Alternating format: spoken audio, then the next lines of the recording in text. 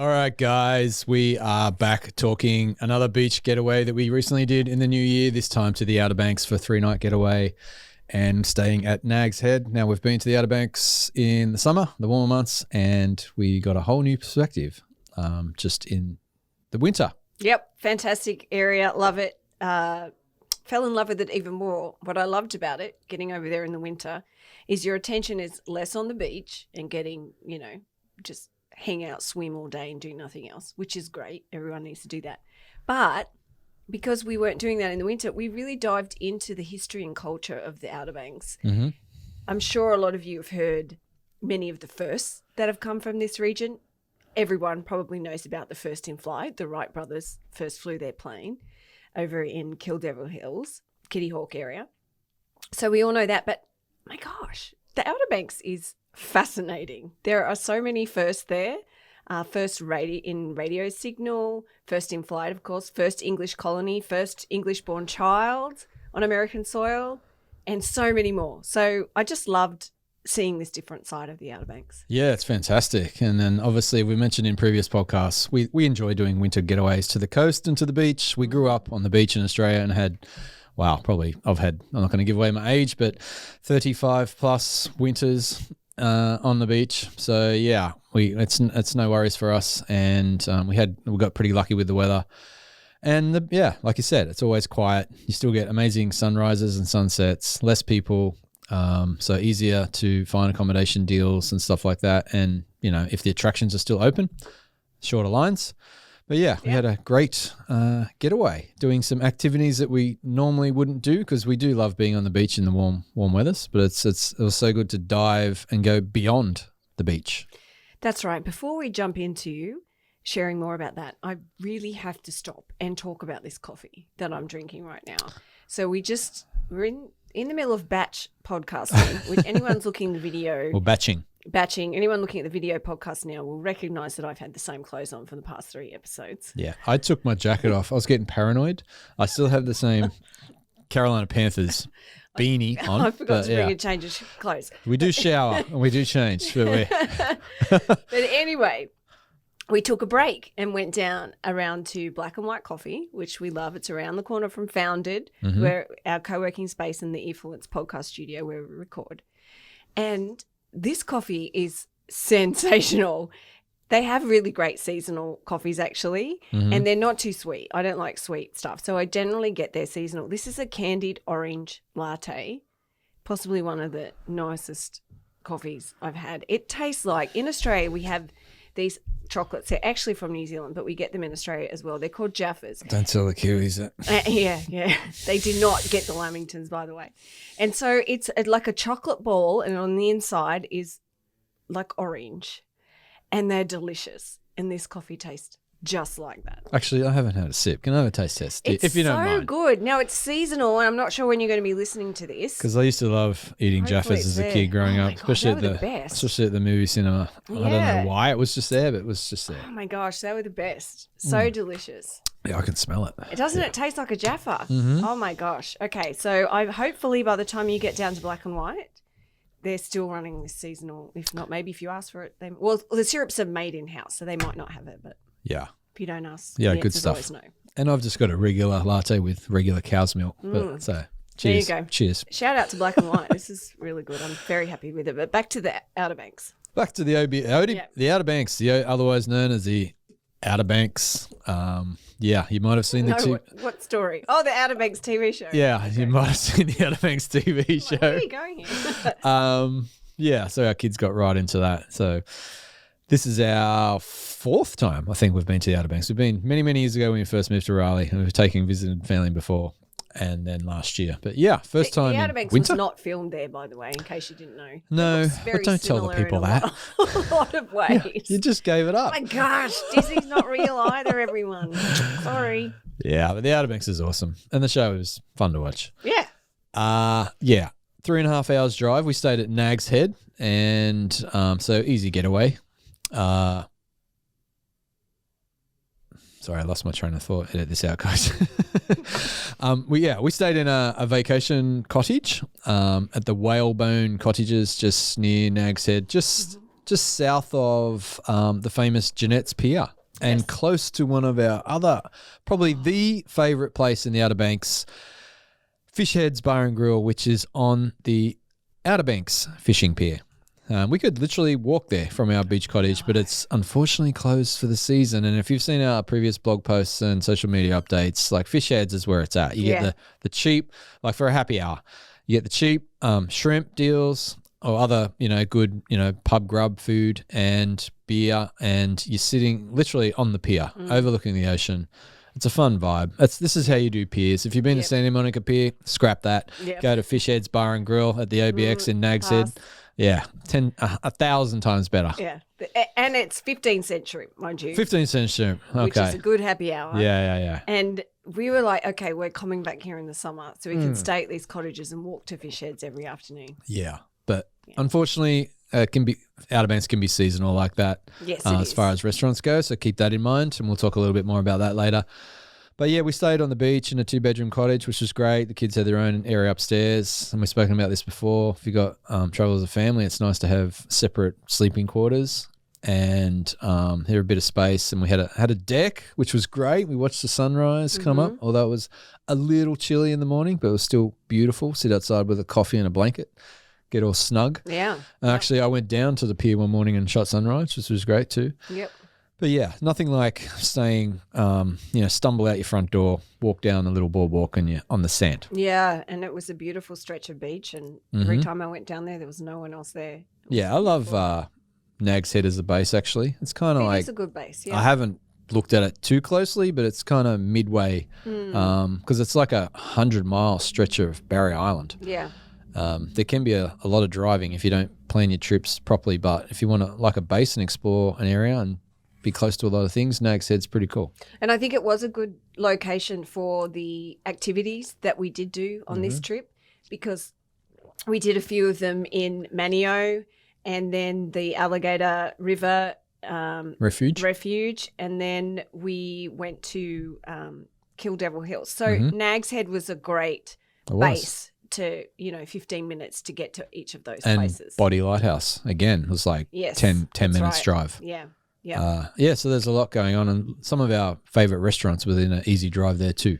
And Craig did mention about Outer Banks being seasonal. So if you do go in the winter, and we'll have a blog post with this listed out for you, but we did notice a lot of the restaurants in the Outer Banks were closed for the season, especially those sunset viewing restaurants that we've been to in the summer.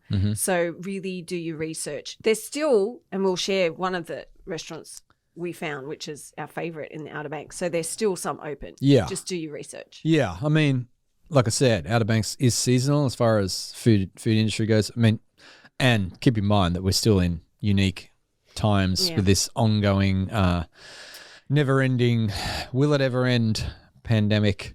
And the staffing shortages that have gone along with that. Yeah, so the restaurant industry's taken a massive hit and continue to take hits. So, but the great thing is about staying in a vacation property, which is self-contained with a full kitchen like we did, is you can cook at home. And we did that one night, which was awesome. We got some, obviously Outer Banks is famous for seafood, being on the coast, and we went to a fish market, bought some fresh shrimp, scallops and oysters and mahi-mahi, and cooked it up in the kitchen at home, bottle of red wine, overlooking the ocean. Magic. Yeah, it was great. And here's a tip for that. Now, if you're traveling on vacation, you could go crazy with seafood and all the sort of seasoning and sauces and all of that, but you don't want to be bothered with that. Let's go simple. Go to the supermarket. The place where we bought the seafood, they had a really nice blackening seasoning, so we just bought some of that. I used to cook in a seafood restaurant, so I know this. You can cook delicious seafood with just lemon, butter, and garlic. So you don't need to go crazy. Just grab that from the store. Oh, you're the pro from back in the day. From Fishos. I used to be the cook at one of the busiest restaurants. Great days, but we won't go there. I'm still waiting for that seafood spread to be cooked. I made it at the Outer Banks. Remember?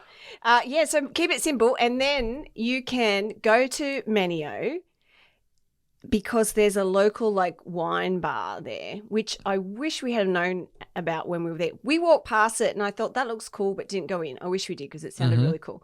But it's a local wine bar, wine shop. And you could go in there and you could pick up a bottle of wine that's local.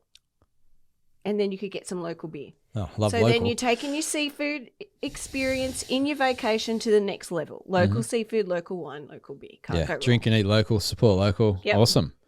Good deal. There you go. Yeah, just a heads up, if you're getting fresh seafood like we did and ordering fresh oysters, I got a dozen fresh oysters and I wasn't even thinking about this and got back to our cottage and they hadn't been shucked. I'm like, and I haven't shucked oysters before and I didn't have the proper tool. Yeah, you need the tool. That was a bit of a mission. We got 9 of them, 9 out of a dozen open. You were trying to open it with a butter knife. Well, exactly. Like that's all we had. Sharpen knife. Yeah, I know, but yeah, heads up. Just maybe mention that to. I'm sure if you asked, they would shuck them for you. Yeah. I wasn't thinking, but anyway. Yeah, I love me some fresh oysters. But and there's several places where you can get like fish co-ops and stuff and self-cater, and we'll link to a few of those options in upcoming blog posts and even the show notes. But and there's a particular area just. Okay, now I'm directionally challenged here. Oh. I think it's just south of Manio. It starts with a W. Now I can't remember the name. One cheesy. It sounds cheesy. Sounds like cheese. One cheesy. One cheesy. I don't know. So that's the fishing village area of, I guess, maybe the whole Outer Banks. I don't know. But there are so many fish co-ops there. Yeah. I'm not sure if they call them co-ops in America. I'm not sure. Fish market. Fish market. You can go and pick up your seafood there, but again, do check the opening hours. Yeah, totally. But no, that was awesome. Sometimes easier and cheaper than going out to taking a family of 4 out to a seafood restaurant. Yeah, and you can just chill at home, and we were right on the ocean, so we could hear the waves crashing the whole time. The kids were happy, and we sat down together and watched The Amazing Race. Yeah. Which was great. The new series with local celebrities. Give them a plug. They don't probably need any introduction. Yeah, but, the Holderness family. The Holderness family. And which gave us a good laugh. It did. Especially the 2 scenes, the one about the Bobby. Where's Bobby? Where's the Bobby? Where's the Bobby pin? You have to go and watch it now if you haven't. Yeah. If you don't know what a Bobby is, you'll find out. And if you do, you'll get a good laugh. Yeah. That was funny. But I was just going to say, we're absolutely oceanfront in our own restaurant, in our own dining area. Because that's the thing about the Outer Banks. That's why we love Fish Heads Bar and Grill, because it's oceanfront, right on the ocean. And there's not many, I can't even think how many there are, like absolute oceanfront dining experiences. There isn't in the There's Outer a few on the sound side. But the thing is with the Outer Banks, most of the real estate and the property are vacation rentals or hotels. Yeah. Not restaurants. They're usually 1 or 2 blocks back from the water. Yeah, which, I like, but at the same time, you do want a oceanfront restaurant. So just bring it to you. Do it in your beachfront cottage. Yeah. Awesome. So on this trip to the Outer Banks, we did something we've never done before, and we're always up for a challenge and an adventure. And usually it's something of the more active kind of adventure, but this one was a little slow-paced, a bit more sedate, but something I really enjoyed. I didn't think that I would, and our girls, Kalara especially, our team, didn't think she would, but I saw a few smiles from her along the trip, and she talks about it with fond memories. So that was great. But we went bird watching. Yeah. Wasn't that great? It was a great experience. Very unique experience for us. And we, like I said, we did experiences beyond the beach, beyond water activities. And, the Outer Banks turns out is one of the best places to go birding. And it's a popular destination for that activity. Yes, and it's on the migratory fly path. So in winter especially, or fall, you get a lot of those migratory birds come in and spend some time in the Outer Banks, which is one reason why it's so popular. Yeah, we were supposed to do it around the Body Lighthouse area. The P Island Refuge. Because it was particularly windy this one morning, we went inland with the advice of our expert guide. We did it with a guide. Jonathan. And we can link to his company in the show notes. Native Birding Tours. Yeah, excuse me. And we went to the Alligator Wildlife Refuge area. Alligator River Alligator National River. Wildlife Refuge. Yeah, which is It's a an big one. amazing area. Like it's a huge area. I forget how many acres. 153,000 acres. Yeah. Yeah. So this just blows my mind. This is like uncovering things about a destination you wouldn't think about because Mm-hmm. the Outer Banks, you think beaches, sunsets, beach piers, all fishing, all of that. Mhm. And this, it's not far from the coastline, 153,000 acres. This place is incredible. It has the highest density of black bears in the eastern seaboard. Our guide actually thought that it could possibly be the world. Like He did say the world. time. He did. They said it was close with one or two other places depending on the year. Yeah. It can fluctuate year by can year. fluctuate. It's also the place of the last remaining red wolf in the world. Only 20 of them left in the wild in that refuge. And of course, it's got alligators there. It's Yeah. probably the furthest northern part the alligators come to in the country. Mm-hmm. I mean, it's incredible. We had heard the name before, but didn't know anything about it and had never been there. Yeah, and the incredible variety of bird life that we'll talk about in a minute. But yeah, I become aware of this refuge on our last trip because we wanted to do a eco kayaking trip, but it didn't pan out due to clashes with other things in the itinerary or weather or something. I can't remember now. But yeah, it come on our radar then. So yeah, I was happy to explore it this time and definitely get back there and do. I'd love to do some like more wildlife spotting, like the black bears. Like, who knew you didn't have to go to the Smoky Mountains to see black bears? I know. You can go. I mean, don't get me wrong. Go to the Smokies. We love the Smokies. It's an amazing national park, but yeah, the highest concentration of black bears, and you're a good chance to see them more often, and because they don't hibernate as much. But yeah, our guide was saying he saw up to 60 in one day in the space of 2 hours. Oh, 2 hours. Like, that's crazy. That's crazy. While he's riding his bike around. Yeah. I mean, that's How cool. phenomenal. Yeah, like We we've did see seen bear poo on the road. We did see fresh bear poo, Yeah. and where there's See fresh bear bear poo, there's usually bears, but we didn't see any bears, a lot No. of birds. Mm. But yeah, no, we've seen one or two bears in the Smokies before on the Cades Cove bike ride Yeah. loop and Yeah, we stuff, did. but like, yeah. So that's on the list of things to do in the Outer Banks, more wildlife experiences. Like Yeah. I'd love to see the red wolf and the black bears. Yeah, yeah. But Great. back to spot. birding. Back to birding. We started at 7 a.m. because if you know anything about like wildlife, because we've done many safaris in Africa and various places around the world, you got to get up really early or stay out late. Because in the middle of the day, like particularly in summertime, they're getting shade and hiding from the heat. But yeah, early morning or late afternoon is typically the best time, sunrise, sunset. Yeah. We saw a beautiful sunrise while we were out there. Had beautiful light. Yeah. And just, it was just such a peaceful and slow experience. Mm-hmm. And, you know, I never thought bird watching could be fascinating because it's like, well, they're birds, they're everywhere. But when you take time to sort of just be still and watch them, Yeah.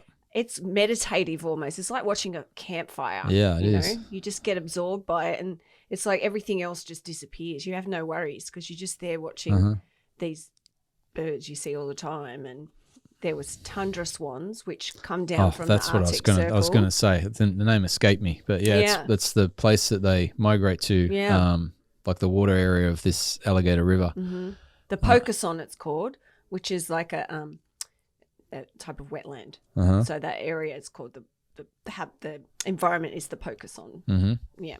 Yeah, but Jonathan had all the gear. We had a set of binoculars for each of us, a big scope which we could look through, and his big, zoom lens and stuff like that.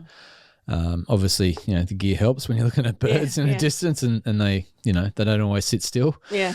But yeah, no, it was fascinating, mesmerizing. Just see so many different varieties. I mean, I can't recall half of them, but that's a good thing to go with a guide. He can point out what type of bird it is and their habits and behavior, and how to tell what one from the other and stuff like that. So it was interesting to learn about the different species and stuff. And then I initially envisioned we'd be walking like on a nature trail on foot, just birding, and then you stop and stand still and be quiet. But we were actually in our cars moving from Alligator River is such a big area. We're moving from, we'd drive to one particular point, get out for like 15 minutes, drive to another point, which was good considering it was the middle of winter. So we could get in our car and keep warm and then get out and have a look. Yeah, and he was great. He even phoned us because he was in the car in front, and we'd put him on speakerphone, and he would talk to us through the speakerphone and narrate. So we could actually look out. We could get the binoculars and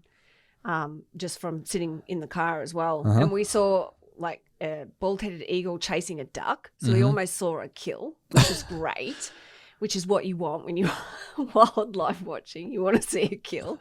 And well, it's, nature. It's just nature, the food chain. Yeah. And then we saw the rough-legged hawk, which is very rare. And so Jonathan was really excited that we not only got to see that, but there were two of them flying side by side. And he said that's something he's never seen before. So, he's an avid bird watcher. He runs these tours.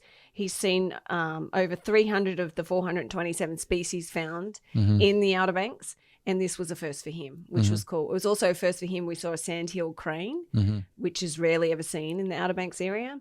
And that was another first for him. So it was really a great activity. Great way to start the day. Just peaceful, relaxing, out there in nature. And it was just so beautiful out there. Yeah, sure. Yeah, looking forward to going back to that wildlife refuge. And, there's walking trails in there. There's biking. He goes biking in there. Kayaking. And, kayaking, stand-up paddleboarding. I'm not sure about camping. I forgot to ask about that. But, yeah, there's just wilderness. If you love being out in the wilderness and, you're literally not far from the beach. Yeah, that's right. And it used to be Buffalo City. Used to be the largest town in Dare County. And it was popular for logging because the cypress, juniper and cedar that was out there, which is mostly all gone now, but so popular for that. But also it was the moonshine boomtown of the East Coast. They were producing, I think, 15,000 gallons a day. Something crazy moonshine. Figure. Wow, there's a lot of drinking. Even during Prohibition. So it was like the Wild West out there. Yeah, fascinating area. Yeah. Very cool. And so we learned, we learned about the Buffalo City and the moonshine, and then we learned about the rum area on the Outer Banks also, because the pirates or the ships coming in from the Caribbean would bring the sugarcane, and so rum was a booming industry there, and one of the biggest as well. So you can imagine how crazy the area was, and they would bring it in. They said the rum was it was strong enough to kill the devil. So what area of Outer Banks, here's a quiz for you, pop quiz, do you think was named after the rum? I like this story. Yeah. Kill Devil Hills. Kill Devil Hills. How cool is that? Yeah. Strong enough to kill the devil. Yeah. And we learned about this story and through our other activity we're going to talk about now, which we did a historic walking tour around downtown Manio with Francis, who turns out happened to be the old police chief of the town for many years, but super passionate about his history. And he even said, if he wasn't the police chief and in law enforcement, he wished he would have been a history professor. So, we did a 90-minute walking tour around downtown Manio, which has fascinating history, 400 years of history. And talk about firsts. What did he count? 20-something firsts in the US. Yeah. By memory. Yeah.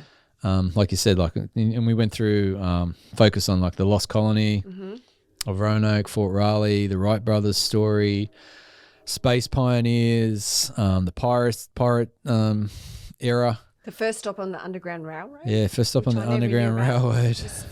They call it first in freedom. No, the Freedman Colony. That's right, the first Freedman Colony. Which was fascinating. I never knew that before. And so that was such great history to learn about. Yeah. And the other thing was the Andy Griffith show. Because Andy Griffith grew up in North Carolina, actually lived in Manio. And turns out that Maybury, the town on the show, was inspired by Manio. Yes. And many of the characters in the show were actually based upon real life people. Yeah. Manio. Yeah. I mean, I'm not a 60s child. No. Just missed out. So I'm not too familiar with the Andy Griffith show or watch any of that. But if you have, you might be interested to go down to Manio and do this walking tour with Francis and learn more about that. Who actually knew Andy Griffith. Yes, he was good friends with him, and he does have a lot of stories around Andy Griffith's show and the filming industry in that area. He didn't go into too much of that with us, though, because we don't know the show. So obviously not fans. But if you're a raving fan, talk to him at the start of your tour, and I'm sure he can tailor it to tell you more of his stories. He did tell us about he used to drive Richard Gere and Diane Lane around when they were down there filming Knights of the Rodanthe. And so there's Matlock was filmed. A couple of episodes were filmed down there in the courthouse. So he's a wealth of knowledge on the area. And Yeah, as absolutely. You said, super passionate about it too. Yeah. He has a new website launching at the end of January, and we'll link to that in our upcoming blog post and in this podcast show notes as well.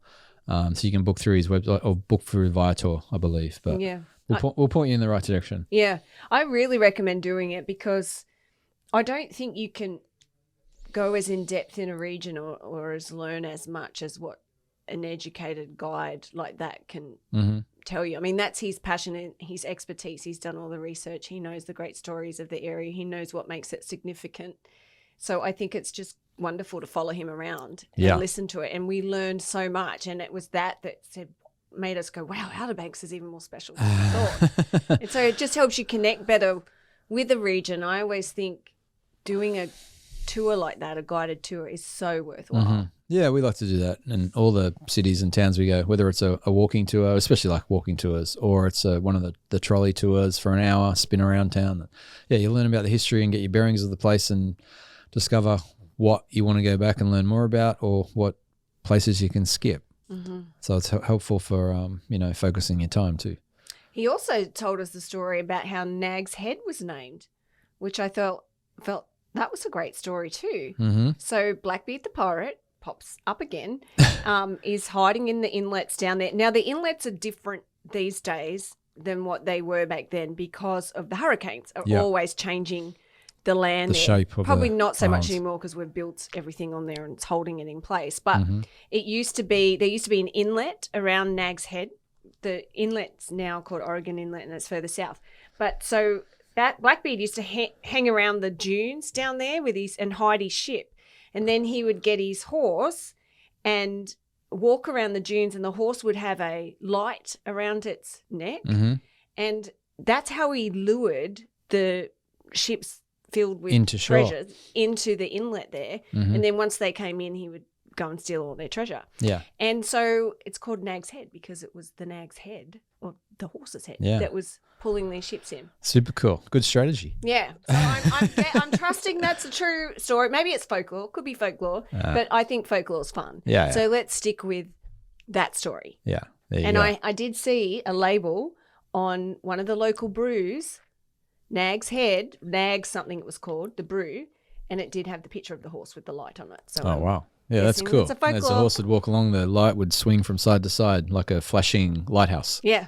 Yeah. That's cool. And the other fun folklore story that he said, which I really loved, is that Body Island Lighthouse. You may have heard of it. Beautiful lighthouse. It's now one of my favourites.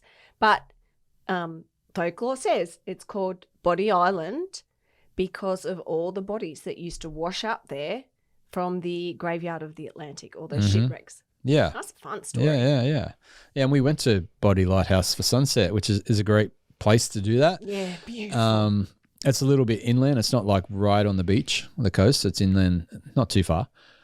But there's a small timber boardwalk with a viewing area that we walked up and, looked back over the lighthouse towards the sun going down. And it was spectacular. And there's like marshy areas, looks like alligator country. But yeah, it was really very beautiful. scenic and we had the place all to ourselves in winter. I'm sure it's a bit more popular in summer. But yeah, that was definitely worth it. If you like your lighthouses, obviously Outer Banks is famous for lighthouses and you can, go and see them all. Yeah. But that's the first time that we've been to that one. That's definitely my favourite, I think, of all the lighthouses we've seen. And I think given that its position, it would be great at sunrise or sunset. You would get both really in those beautiful colours in the sky. Yep. You can check out our content, social media, because we do have photos, or we will have photos, that show just how pretty the sunset at Body Lighthouse. You might have to scroll back a bit through our feed by the time this one's published in a few weeks, but yeah. You'll find it. We'll have it in blog posts too. Yeah. Oh, Fort Raleigh. All right, so continuing on from this deep dive into history, Fort Raleigh is worth a visit. It's again on Roanoke Island, so just north of Manio. And Fort Raleigh is the place where the first English colony actually set up. And now this was the land of the Algonquin Indians. And so that was their land. And then the English colonists came. And the story goes that their, what would you call it, the governor had to go back to England to get more supplies. And then he couldn't return until 3 years later because of the wars that were happening with the English and the Spanish, I think. Mm-hmm. And he comes back and the whole colony has disappeared. No sign of them, nothing. And to this day, no one knows what's happened to them. Everyone's got a theory, but no one really knows. So you could go to this place at Fort Raleigh. You can still see the earthenware, what do you call it? The fence thing, but it's made from the earth. The bunker. Yeah. The bunker area. Yeah. Is that what you're trying to say? Like the fort, but it was made from the hills. Natural. The earthenware. Anyway, you can still see that. There's trails that you can walk around. It's beautiful trees there too. Yeah. Yeah. It's a nice property and a lot of history, and very cool to check out and see it firsthand and learn about the lost colony of Roanoke. And they do, now I'm escaping words, reenactment show thing. Oh, yeah. That we've missed a couple of times now. You have to check out the websites for what time of year they actually do that. Yeah, only through the summer. And then when we went in the summer last year, it wasn't on because of COVID. Mm-hmm. But it's the longest running theatre show in the country, The Lost Colony. Mm-hmm. Apparently it's excellent. So, yeah. And in such a great area. Yeah, and the gardens that we haven't got to as well right near there. And they are called... Elizabethan. There you go. Thank you for helping me out there. You're welcome.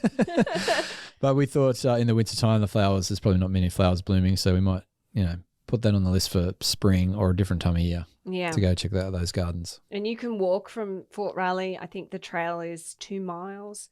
That's one way to experience that area. You could go to the fort. You could do the museum, some of the experiences there, and walk over to the gardens and then back. Yeah. It's a different way of doing it. But lots to do in and around Manio. Yeah. And the Nags Head area. I liked it a lot. Manio's a really cool town. It has some good restaurants and shops and things there. Very like historic town, and it still has that character of an old sort of historic town where community sort of comes first and gathers together. So it was great. For sure. And another amazing thing we did, I loved this museum, the Wright Brothers Memorial. Oh, yeah.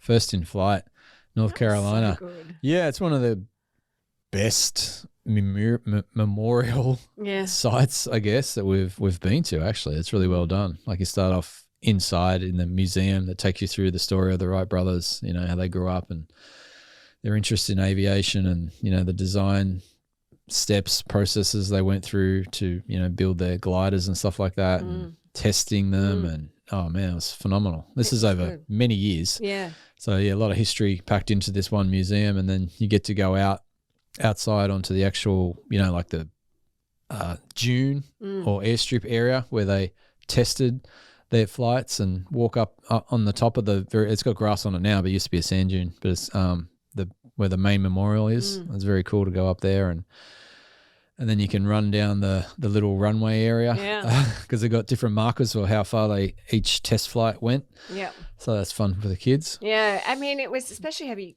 if you have kids. It was such a great learning experience. And I loved how, like if you do it, go in the museum first, I think.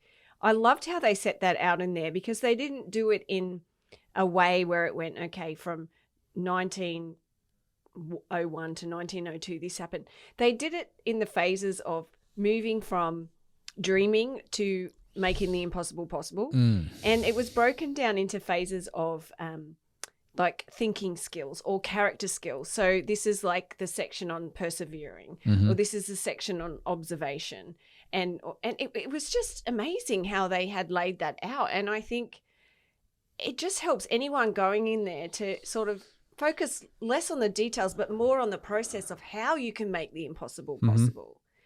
I've never seen a museum set out like that before. I thought it was so cleverly done and very inspiring. And then from there you move out and then you see it in action what they did, where you can actually see, okay, so the first flight only went to here, but look, the second flight went a little bit further and all the way to the fourth flight, which you go, wow, they figured it out by then. They went all the way down there. So it was just a great way for you to look at and process it right then and there and kind of see it in action. Yeah, no, it was really well done, and like their persistence just to keep going. Like they failed many times, but you know, it's like one of those old stories. And the simple fact that they had to carry this big glider like so many times up this huge sand dune, and imagine the weather too and the wind at the time, by hand, and like they're wearing, you know, like the old like suits back in the days. Yeah. So yeah, just to keep going and going and going and finally get there. And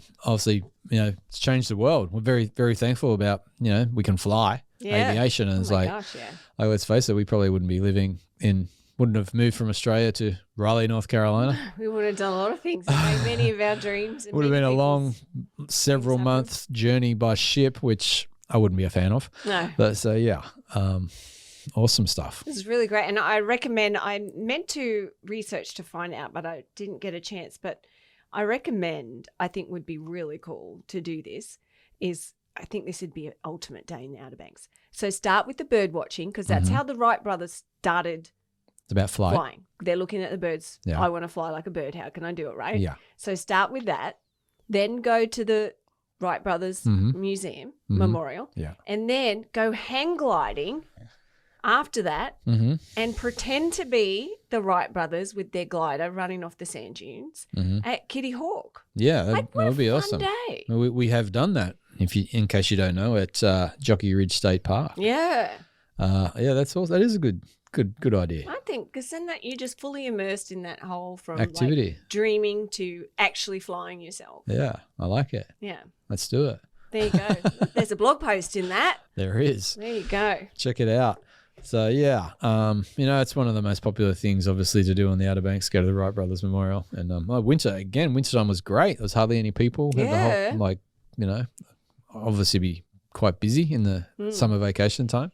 School breaks. Yeah, and it would be hot too. Because, yeah, it would. You know, it was hot when we did the hang gliding out there in the summer. Yeah, for sure. Winter's nice that way. You get the break from the heat. Mm-hmm. But yeah, absolutely top spot. One of my favourite memorials museums in the country, I think, for sure. And so from that, I mean, they're the major things that we did. It was nice and restful and relaxing. Yep. We want to throw out the restaurant that we... Yeah, we checked out, we do have a blog post on thisisriley.com with places to eat in the Outer Banks, which I will update shortly after our recent trip and with other suggestions. So we can link to that.